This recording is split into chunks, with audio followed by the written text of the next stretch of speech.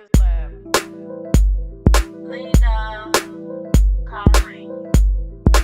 Filmmakers Lab. Lena Colleen. Filmmakers Lab. Lena Colleen. Filmmakers Lab.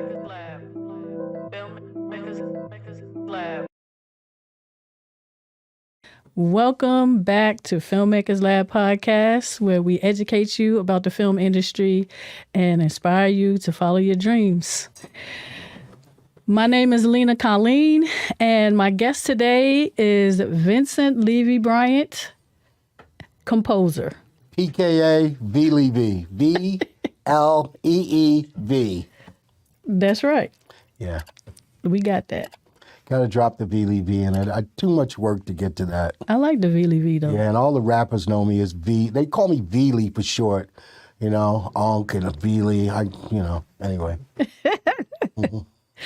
You know, I start off my show with if I know the person, I spent time with them, I start off with how they inspired me.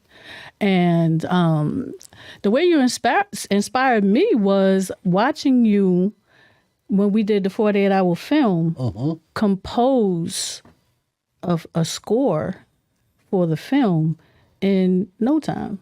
Right. Like I sat and watched you get at your piano and, just go at it, And, I'm a music. I would like to think that I'm musically inclined, but to actually make a sound to a picture, to me, is like some kind of talent. How do you? So first, tell me. So we should know each other before meeting here because we're both from the same town. Yeah.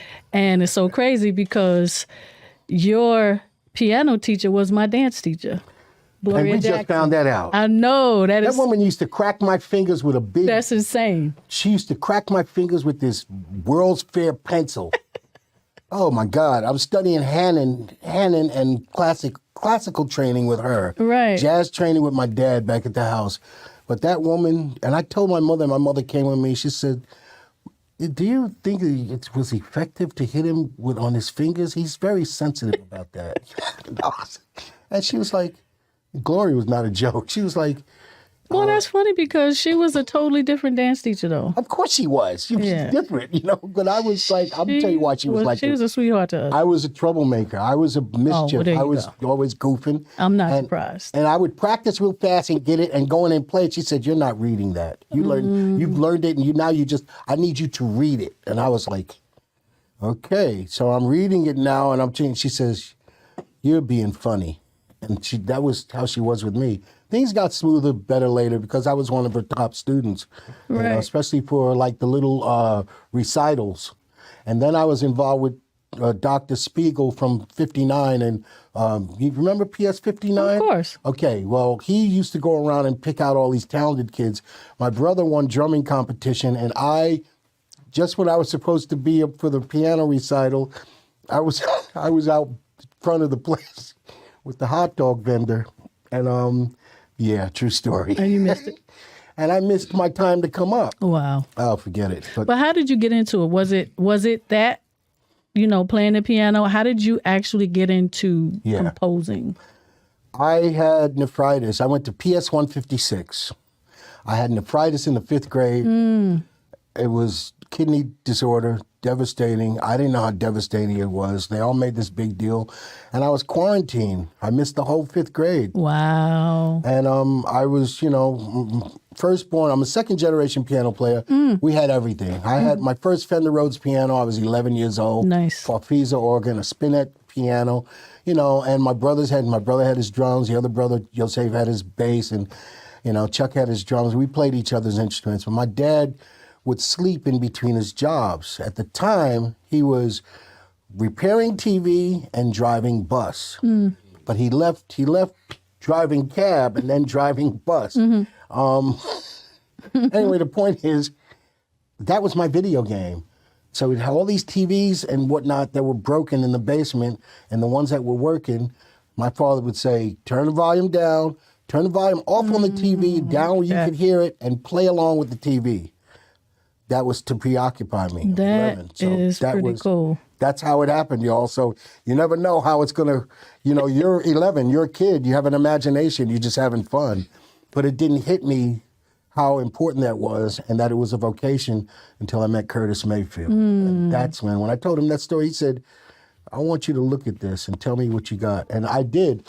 Then I took some formal training with what we call the modes of music, and then I just took off from there.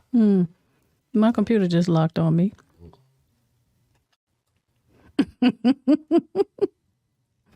That's not good. Typing on a dinosaur. Typing on a dinosaur, he got me. So we do this all over or what? No, no. Can you get that paper out of my bag? Hey, listen, things happen. What you want from my life? Things happen. But you went to the film club at the Jamaica Library. Oh, What was that about? That's, yes. Oh, that's the real.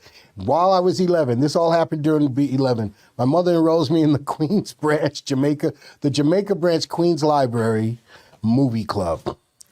And in this movie club, they showed old movies, and I fell in love with this one movie called The Red Balloon. Yes. And I remember The Red Balloon. Yeah, oh yeah. I That said- boy in that balloon. Anyway, what? I had to see it, and every week was Wednesday. She would get off work. My mother was at Jamaica Hospital. She would leave and come and pick me up, and we'd go to the library and see these movies. And I always asked for Red Balloon. She says, Vincent, pick another movie. I was like, I want that movie. But they didn't realize I was studying it. I wanted to see why. Had questions. I wanted to know why, I had a chance to tell them, I want to watch the same movie again. Right. Yeah, let's do it. Right. So that was me, that or Hercules or something like that. Three Stooges, which my mother said, you can watch that at home on TV. You don't want that. So I got into that, and that was my first real, I was head on with cinema. I didn't really realize that. I just liked it. And ever since then, Were you thinking in terms of composing at that time, or was it just movie? I just liked the movie. As a matter of fact, that movie has very little score to it. Yeah. Very little. It's sound design in that movie. Right. And certain instruments made accents, but it wasn't a real theme. It didn't, it was a short. So, And it wasn't even something that you was even thinking about. right, it wasn't. At home, like I said, playing along with the movie or the TV, let me tell you my TV shows were The Munsters, Speed Racer, Batman, oh God. You're dating yourself. I know I am. I'm 62. What do you Speed Racer? Yeah, what do you mean? Gigantor. Speed Racer was my show. And Dark Shadows. Oh, wow. Dark Shadows. Dark Shadows was on radio, right? No, it was not on the radio. We wasn't doing radio. It started out on radio. It might have, but I ain't that old. It was on TV. I only know that because of my parents. Oh, God. Let me tell you something. We had a babysitter who used to babysit us while my mother was either working late from the hospital or coming home late. So she was a head nurse. She was one of the first black head nurses at Jamaica Hospital, 1963. There's a list of them. But Dolores Shepard is one of the other ones. But anyway. We don't know her. Yeah, I know. I'm dropping these names. Nobody knows. No. Okay, so this was my video game. I'm at home doing this. And I'm just an 11-year-old kid with an imagination pretending I'm making the music for the Munsters and the Batman theme and, on and on and on. And Dark Shadows playing spooky, scary music. And if you turn my dad's organ up too loud, he would stomp on the floor, or he would open up the basement door and say, well, I know you ain't playing that loud. You ain't playing it that loud. Don't, there's a mark. Don't turn it up. But I had fun doing that. Yeah. Yeah. And then there was a meeting with Curtis Mayfield. Yeah. So you and your brothers had a band, didn't you? Yeah, we did. Okay. Was it just local in Queens? Yep, and the Tri-County area, Queens, Brooklyn, Manhattan. Yeah. Yeah, and the Bryant Brothers Band, and we won talent shows, and we did things like that, you know.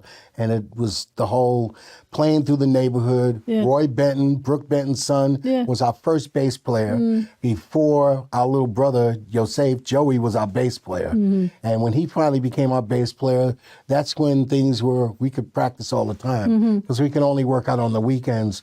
We were more hangout buddies, and then when he got in the band playing the bass, the music became, you know, we were doing music, but as hangout buddies, you going through the streets, you know. So music has just been just surrounding you just all your life. All my life. All your life. Yeah. So Curtis Mayfield, a lot of his music has been scored, Yep. right? Yeah. What was it like meeting him? What was that like? That blew my mind. I'm 26 years old, 27 years old. I met William Fuller Sr. He was an architect. God bless him. Late, great William Fuller.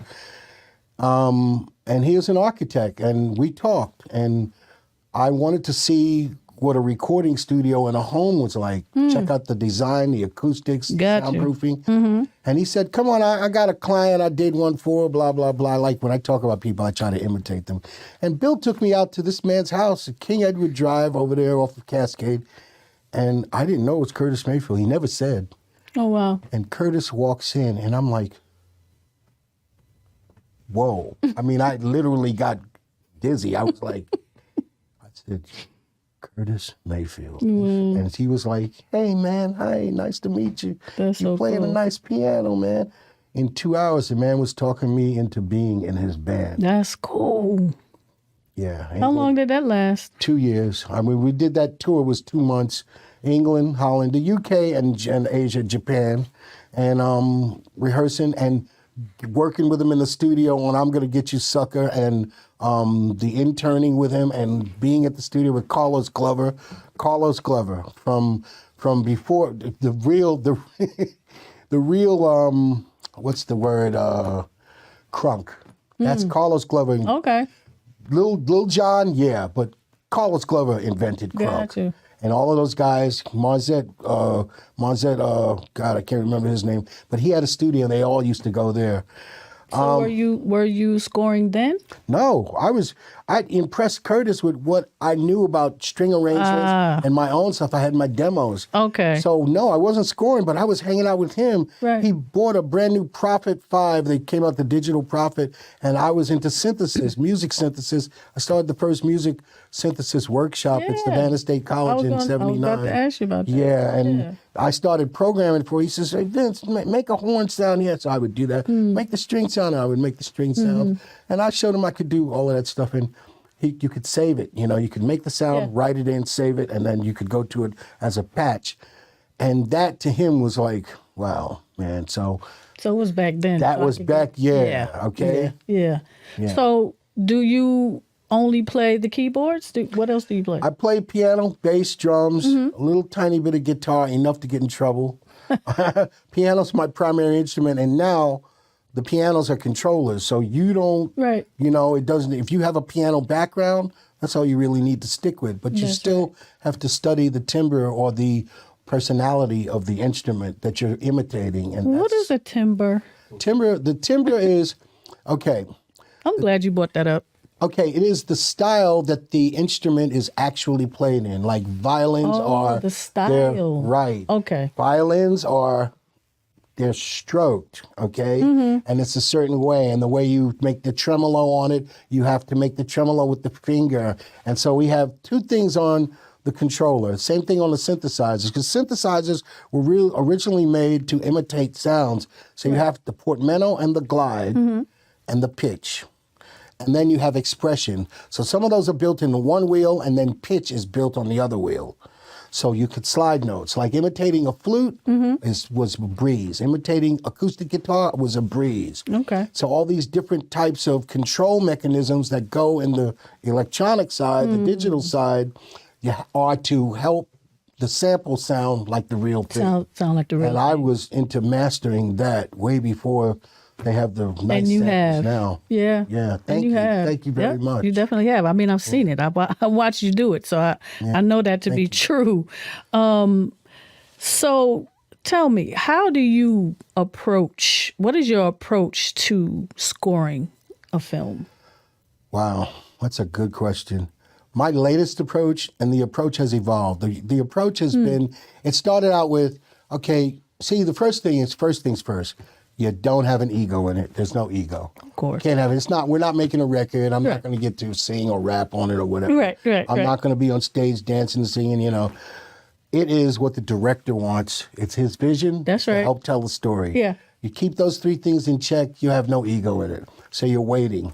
So if and when a director can speak to you on those terms, if they have a musical understanding, it's great.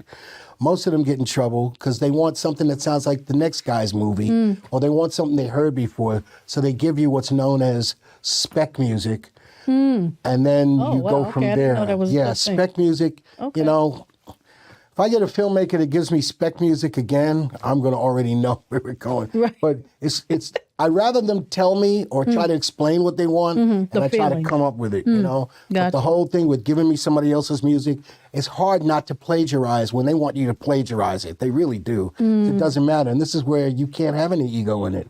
Now, my approach to it now, my latest evolution is give me your block or give me your scene.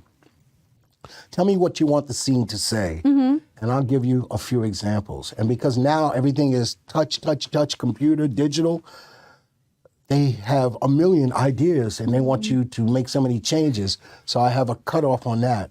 So my latest evolution now is, for a feature film, I give them the theme, and I have the movements in the theme.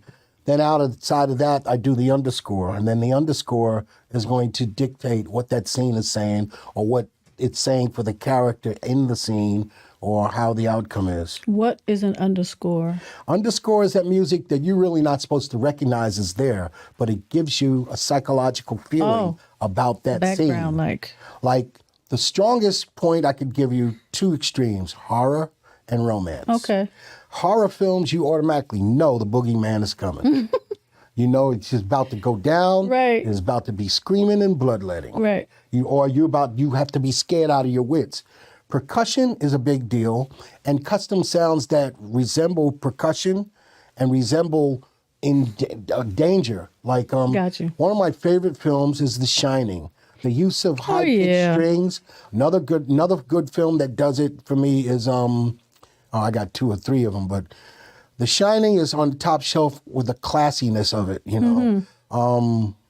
Insidious was, wow. It was. I didn't see that. That's another one that'll just, you know. I'm not a Fear horror is person. another one. Oh, yeah, I grew up on horror. My mother loved horror. She loved all of that. And I think that's why I have a penchant for it, you know. Yeah. Let me ask you this real quick. Do you read the script? Yeah. You do? But guess what? I don't marry it. Okay. I don't. But does it help?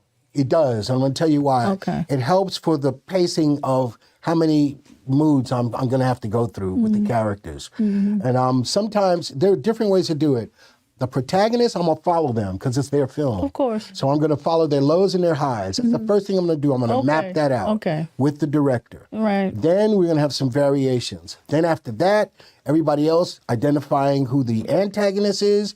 Got to get him next. Right. Her, or don't matter, no matter. I saw something the other day. I've been watching a lot of Netflix, and I want to get into the TV thing, which is cool. I have a friend of mine who's a composer for TV as well, and he's like, the TV thing, it's harder, faster work. Yeah. You don't have time for it's coming out next week, next episode. Right. So you've got to, so you keep a certain amount of cues. So that gave me the idea during the pandemic. I put together over 125 tracks ready for visual media, either gaming, episodic TV, or a film. And I put them together in such a way as you can match the BPMs, that's the beats per minute, and the key signature, that's the key the song is in, or the theme is in, and the style, the genre, the style. Gotcha. So you can mix and match them. And some of the tracks will follow each other because they'll be along the same line or same flavor, Gotcha. like from happy to sad, or by colors from blue to red, that kind of a deal. So, do you compose according to a color palette? I used to. I don't use the emotional color palette Got you. anymore. Okay. And the reason is personal, but it's better. I work faster now because it's more intuitive to me. You know, let me tell you what I work with. I believe that. Yeah, I look at the scenery, I look at the blocking, and I look at the costume, and I know already who the character is because I read the script. I've only done 2 films, 2 shorts where I didn't read the script, and that was the 48-hour thing because we didn't have one. But I got the flavor. The director's like right there with you. Yeah. I love working with Hakeem tell you what Robinson. the story He'll is tell you. beforehand. He's like, Yeah. Vince, I don't like those strings. Get rid of those. Give me that. Put a banjo here. A banjo and a piano. But before, in starting to compose, that's not something, if you're not trained in it, that's something that you have to like learn. Yeah. Right? That's something that's like an on the job type of deal. It is. Right? Yeah, because I mean, you're talking about things that I know that you necessarily might not know. Right. So that's pretty cool. I am now still backtracking and learning the so-called terms and the way the colleges are teaching it. Right. But forget now, because we were guerrilla style with it. I'm 11 years old and I'm already getting it on the end result and I'm having fun with it. Right. So then I get to doing it. The first time I did this, I had a little studio I was a part of in Hilton Head Island, South Carolina. The students from SCAD, the Film and Television School, would come over to the island from Savannah to get drunk and hang out. And I would meet them occasionally. Yeah, they're escaping, you know. They're having fun. They're young. And I said, I got a studio over here. Well, they're doing their student thesis, animation, or their film. So I say, come on, see the studio. And they see the studio. They plunk down their little $75. I put together a score for them. I give it to them. I say, you're on your own with your editor. Cut and paste. And these kids were getting A's, and these professors were like, who is this V guy? Who is this guy? So I went to an open house, and I talked to a couple of them. They said, you could really do this. But it took me a few years to realize I could really do it. Right. Even the experience with Curtis, which happened about 10 years before that, I still didn't feel like I could really do this. It was fun to see, but I never really got to until that happened. Right. Then I got to Atlanta, and I started hanging out with Image Video and people like that, and other filmmakers. And the big blast-off came for sure after meeting Hakeem and Regina. Right. That was, and that was 2011, 2012. So Eyes Entertainment. Eyes Entertainment. Yeah. And so it's been... That's the first time we worked together. Right. That's how I met you. Yeah. So then it's been, from there, it's been a climb from one filmmaker to the next, to situations to, can you do this? Can you do that? Can you do this? And then I was also leaning on my experience as a roadie for a company that was delivering music equipment to jingle producers in New York City. Wow. Yeah, I worked for Bill Sonnenberg, and we had the 30 Rock contract, Saturday Night Live, David Letterman, and all the studios with all the jingle writers, Okay. I remember meeting Marcus Miller at this studio called Automat, and he went to Springfield High too. What's his name? Marcus Miller, the bass player. Marcus Luther Miller. Vandross, Marcus That name Miller. sounds Anyway, so I'm like I'm not as old as you. I used to patch these synthesizers and make these sounds, and they found out I could do that, so I started doing that too. Wow. So now all this is coming together, and there isn't anything that I don't think I can do. And I'm even started teaching some beat makers how to score their friends' That's awesome. films. Yeah.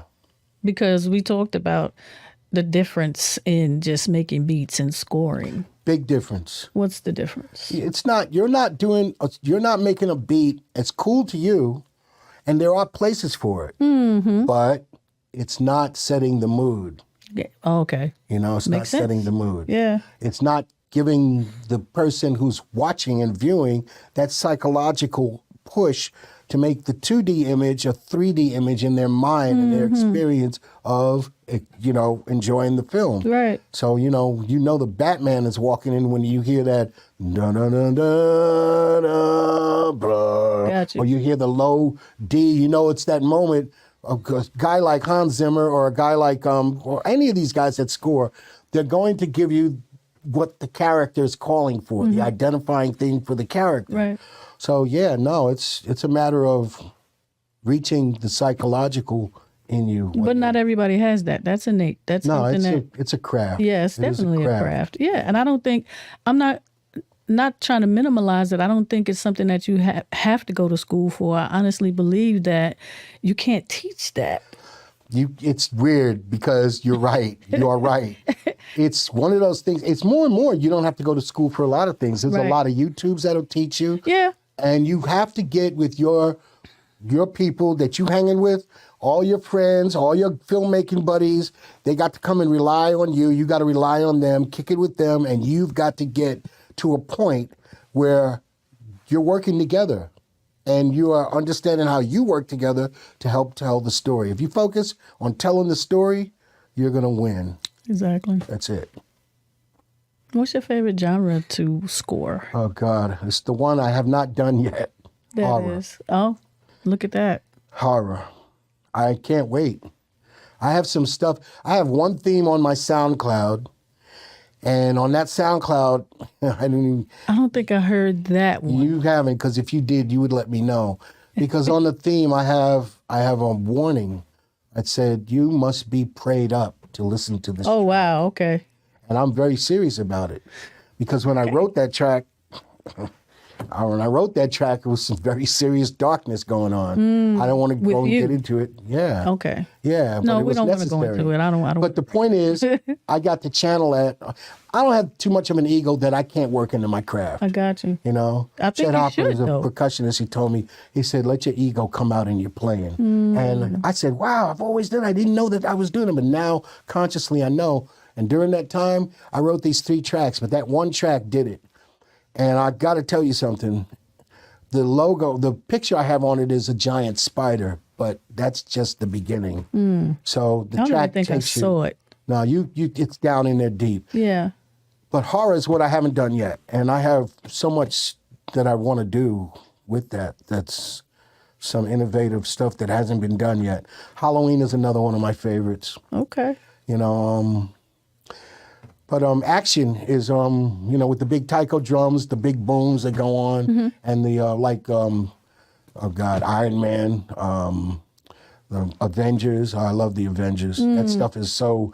Junkie XL does Avengers. Tom Hokenberg, and I've been ostracized because I am not an Avengers or DC or Marvel person. I've been ostracized.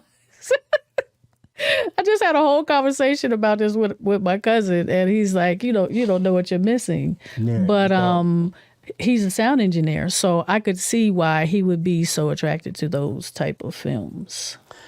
the character arcs in the comic book, I call it the comic book. Yeah, books, is so intriguing. He was telling me about that. I don't understand why you wouldn't be. See, I heard somebody else. It's not that I'm not. It's just, I don't know. Maybe I just need to sit down and just watch it. I had somebody else. I listened to somebody else. A big star just put down Marvel, saying something about it. Oh, it's not that I don't like it. Scorsese. Yeah. Oh well. Yeah, that's because he not has real this, movies. No, it's not. But that's because he has his own style. He does. Yeah, you know. And it's impeccable for what he does. It is. But the character arc in these action superhero films is so intense. Black Panther, the guy who did the score for Black Panther, okay? Yeah. Ludwig Göransson. He was college roommates with the director, God, I can't think of the director. I can think of the composer. Ryan Coogler. Yeah. Right. They were roommates. And he's doing EDM music, and he's from Switzerland. Oh, wow. He's doing EDM. So he had to he went to Africa to the actual percussionist roundtable of African percussion players. Right. And it blew me away how much research he did, how much he learned, so he can make that score sound as authentic to this fictitious kingdom of Wakanda. No, and it worked. And it totally worked. Yeah, yeah. But then you hear the orchestral, the European influence in the orchestral. Yeah. See, now there's a guy, Michael Abels. This brother is the sharpest. He's on my radar for real. Yeah. But it's that style. You can take the African-American classical sound of jazz and our style of spiritual music and mix it with that European flavor, and you can get, and it's winning. So tell me something. Would you consider scoring a foreign film? Yeah, I did 2 films. Oh, you For an did? Indian director. Yeah, they're on my vlev.net. Okay. But I said it without the www. Wow, I'm advancing. Okay, so anyway, the point is, this kid came to me, and he's literally, he says, I'm from Mumbai, and I listen to your stuff, and Nice. I dream of you working with somebody. I said, don't dream, let's do it. Right. He says, but I don't know how much I could pay you. I said, so what? Let's do it. Yeah. Send it to me. The guy sent me $75. I scored it short. I sent it back to him. He synced it. He put it in a festival in Milan, Italy, and he started winning some awards and doing some Have you things. won anything for scoring yet? No, I haven't. I haven't. I don't pay attention to that. I know Not you yet. don't. I know. I just got an agent in Los Angeles I a know. week ago. I'm sorry. Did I So jump the gun? composers, no, it's okay. So composers have agents. Yeah. Is it important? Is it It's necessary? very important. It is. Okay. We're the worst businessmen in the world. Oh, okay. Musicians are not great businessmen because we're craftsmen. We just, I have a Then background. you could say that about any creative Any person. creative, you're right. Okay, well, Yeah. But I get it though. But you don't think about composers having agents. I mean, you just you do. just don't. You know what I mean? I have to. 'Cause- When you told me that, I was like, Yeah, oh wow, okay, yeah. that's interesting. and I'm rep by Who Got Branded, and that's Selena Hunter. Okay. And anyway, the point is, all these guys that I'm on forums with, all these composers that are far ahead of me, that I look up to, that mentor me, they all have somebody repping them. Got you. And it's Hollywood. It's either the William Morrises or the Ingalls and Kraft Right. Ingalls, or agencies like that, CAA. And the bottom line is you have to have somebody that's going to bat for your business end of it. Okay. To make sure you're getting paid, that you're not overworked, that you're not doing things that are not necessary or damaging to your workflow. And Got you. that whole 9 yards. Right. Yeah, it's important. Yeah. I never thought about it. Yeah. Never did. What was I going to ask you? I just asked you. And that's funny. I was going to ask you that about the managers and the agents, and you told me that you I have. met with a manager the other night.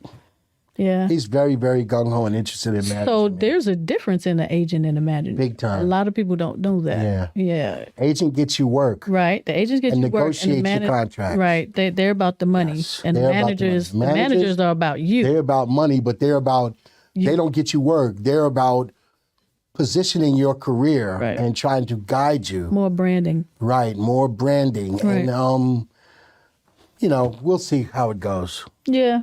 Because at this point right now, I'm in Atlanta, and I don't plan to go to L.A. I went to L.A. 3-4 years ago, and I made my mind up then. I said, I'm not going to do this. This is crazy. I'm going to stay in Atlanta, and I'm going to grow. And I want to help grow the composers, the Grady babies here that will learn composing, and we're going to have our own flavor. This is our Hollywood, and we can do this here. And we need It's to just do it that right. simple. Yeah. And we can do it right. Yeah. Right. Hence, So you heard me say it, so Filmmakers that's Lab it. Podcast. Hold me to it, and let's make it happen. Yeah. I went to California too, and Yeah. I stuck out like a sore thumb. Yeah, I love it. I was not I loved received it. well. It's not. I can tell it's not what I want to do. Yeah, It's not. yeah. I don't want to go there and start over and do. But I don't even No, want to I address got that. you on that. Atlanta's the town. Yeah. Atlanta's where it's at, and the amount of talent in Florida, South Carolina, North Carolina, Georgia, Louisiana is enough. It's incredible what we can really do here. That's why they come here to shoot their movies, but they don't stay here All and the post their time. movies. So the posting is growing. We have some post houses here. Yeah. I'm not going to name them. It doesn't matter. But No, it doesn't. I'm looking forward to working with them from mix to picture. And any room that's a Dolby Atmos room from mix to picture, not just music, is going to win with me. And that finalizes it. And so when the film actually goes to exhibition, it really sounds and looks good, whether it's a film festival or whether it's in the theater release. So Sound is yeah, important. I'm confident we can make this happen. Do you do sound? Yeah, that's how I started. My dad was not a joke. You're gonna learn how electronics. You're gonna learn how to repair TV. You're gonna learn how to write. You're gonna learn how to work or record. We had a studio in the basement, Norelco recorder. We had a Norelco. We had an old Norelco? Telefunken. Yes, we had old stuff. We had the Wow. real original stuff. Ampex. Yeah. So you learned how to do that Yeah. stuff. Yeah. you know? Yeah. And he gave me free reign in the TV shop, and I set it on fire one time. It's okay. I built an amp and I hooked it How up to and the why? speaker. Yeah, well, because I had the B plus power going to the speaker. Oh. That sucker cut a woofer cut on fire, pow! And I was like looking at it. Hey, my father was like, boy. But a lesson learned, though. Oh yeah, it's always a lesson. Yeah. It was fun. That is was hilarious. We're gonna wrap this up, Okay. but I want you Thank to you. speak about your teaching, your schooling, Oh yeah. the orchestra, and that what you're doing now. I'm connected with a nonprofit called Shine. SHINE, shinefilmandmusic.com.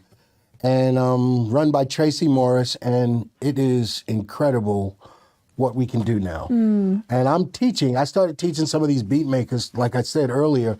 What I want to do now is open up a basic course, something minimal, something that could easily be, it's affordable, and where you can start learning Yeah. how this works. Yeah. The equipment that you're going to need, which is not much more than any of these beat makers. You need a laptop, the software, the audio interface, blah, blah, blah. What software do you The use? software, I use Logic Pro Okay. and Pro Tools. I'm familiar on 6 platforms, but Logic Pro is the one. Most composers, the heavyweight composers that I know of use Cubase, and there's another class of heavyweight composers that use Logic.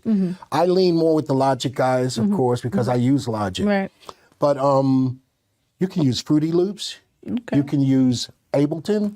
You can use Reason, Audacity, Reaper. There's a bunch of them. Right. As long as you can I've do, heard a couple of those. as long as you can drop the video in and score to Gotcha. the video in SMPTE, so Makes that you have a sense. lock with your synchronicity. Gotcha. So it's what we call sync, and it syncs up. Okay. And you can make multiple tracks. Yeah. I'm sorry I took you off of what you were saying. Yeah, but that's okay. But the point is, if as long as you have that and you understand your DA, we call them DAWs or DAWs, digital audio workstation. As long as you have your DAW Gotcha. and you know what you're doing with it, I can tell you. And I had a couple of students that recently just finished up. They were Zoom classes. We have a Zoom meeting and boom, I'm going to work out with you for 15 minutes. You do your thing. I'll show you how it works on mine. Let's translate it to how it works on yours. And it works. So I'm gung-ho. We're going to putting together this curriculum. I was going to say Shine, and we haven't launched it yet. But I want to launch it in such a way where it mushrooms so the people I teach can teach as well. Nice. Oh, that makes sense. That's the only way to do it. Okay. And in about 18 months, this area is going to be a whole different area. How are you going to market it? How are you going to market that? Are you going to? That I don't know. That's not what That's not my department. Yeah. Because people are going to want to know about that. She does it, and we got social media, but she does it, and we just took on somebody. We took on a company out of Canada. Vivial is with my website, my Veely Vision website. She's on it with Shine, and there's a link. Oh, and it we're is. going, Okay. yeah, and Shine has its own website because that's her thing. She's a teacher and she knows how that goes. Got you. I'm just, I'm following right. I know what I do, and I come in and do my thing. And we have others. We have maybe somebody that can come in and teach basic podcasting or stuff like that. Oh, you know? nice. Okay. Yeah, there'll be a bunch of areas, and I don't have anything to do with it. Right now, we're concentrating on my own mix-to-picture room. Yeah. No, I'm sorry, I have to take that back. It's not mix to picture, score to picture. Score to picture. So I can partner with a mix to picture Got you. room. It's Okay. score to picture. So it's a work in progress. Okay, of course. Yeah. Yeah, we'll be waiting on that. What about this orchestra you were talking about? Oh, wow. I am building Darryl Peak Jr. Darryl Peak is awesome. He inherited his dad's orchestra, and I'm starting to build a 108-piece scoring orchestra with Darryl's help. And we are going to be a working union and non-union Nice. orchestra. And sections, like a string section or a string and horn section or percussion section, you come in and you record them separately for different types of scenes. And that's how we're gonna start doing this. Got you. And the main theme, everybody in one room, If somebody wants to be part of that, where can they get just get in touch with me at, So yeah, tell us what your social media is. once again, 26 VLevy26 is my IG. Not to say that, okay. VLevy.net. That's my main solo, VLevy.net. And then there's VLevision.com. You get in touch with me through any of those platforms. My VLevy.net has a query question box. You can write anything in there and it comes straight to my email. Cool. You can Google VLEEV and you're going to get 50 pages on me and my phone number shows up. So there it is. Okay. This phone right here on the floor down here. Take my word. The one he can't work. The one that I don't know how to work. It's brand new. So look, I have one more question for you. Mm-hmm. What film have you seen that you wish that you could have scored? Oh my goodness. That's every film I see. That's Really? almost every But film. why I do you see. feel that way? Because I want just like watching the TV and doing it's not that I could do it better. I just want to be doing it. Oh, It's not about better, no. But you must have just took that out of my head because I was going to ask you, so what do you Yeah. think? You could do it better? I love what these guys do because they always teach me something, and I can't wait to go home and try something connected. got you. We have such respect for each other that we just talk. You know what I found out? Because I'm on 3 forums. I found out that we are the most humble guys. Like I got a ton of keyboard player friends. I got the big time famous keyboard player friends. And we all like always trying to outdo each other. There's none of that with the scoring guys. We're all so humble with how we do our thing. I got some real strong criticism, but I went back to Woodshed and I tried it and brought it back. And then I realized this guy was telling me something to make me sound like him. Because don't worry, I didn't trash what I did, but I wanted to see if I could do what he was saying. So now we're all talking together and he's like, well, how do you play that? I had a guy tell me, because I have a blues background, my dad was a blues piano player in jazz. So I play blues like nobody's business because I love it. I love boogie woogie, blues, stride piano, all of that stuff. Kenny Burrell and all of that, blah, blah, blah, blah. So this guy, he's German. He's like, Michael Friedheimer is his name, by the way. And I say that name with the German X, Friedheimer. He's like, he plays classical. My classical stinks to him. His blues is okay to me. So I won't tell him it stinks, but okay, Michael, you're watching this. But we get together and we do that mashup because of the appreciation of each other's side. Got you. You see? Yeah. And this is what happens with all of us across the board. I could drop names. It doesn't even matter how famous they are. They don't care. It's like, Vince, could you, so I'll take my phone out and I'll set it up and I'll videotape this, because we talk the theory talk, the 157 and going to the fifth, the flat and fifth, the ninth, 11th, great. But when they see the picture, oh, you're doing that. Oh man, do you know you do that just like blah, blah, blah. I said, yeah, that's who I learned it from. I watched him play. Cool. I'm 8 years old standing there watching McCoy Tyner or Father Earl Hines or whoever, Jimmy Smith. I'm 11 years old. I meet Jimmy Smith. Nice. Yeah. Thanks to my dad. My favorite score is, and it's my favorite movie too, West Side Story. West Side Story. So you like show tunes?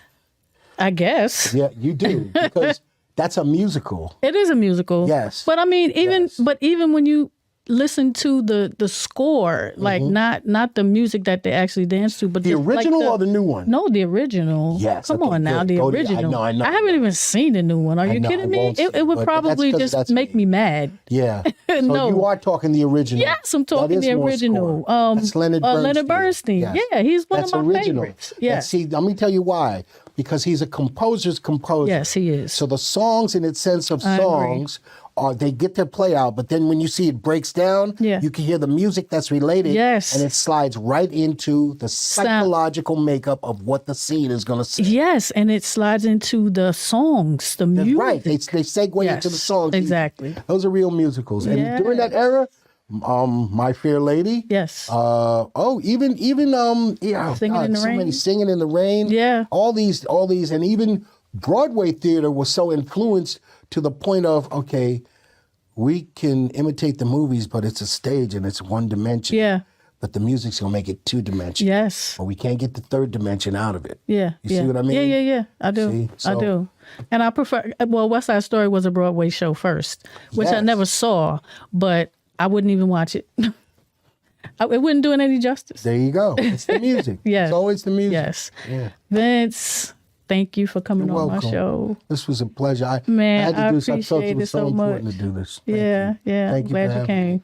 Thank you. Well, that is it for Filmmakers Lab. We are on Wednesday nights now at 7:00. Thank you, everybody, for coming to chat with us, sit with us, and come back and see what we chatting about on Filmmakers Lab. That's a wrap. 3, 2.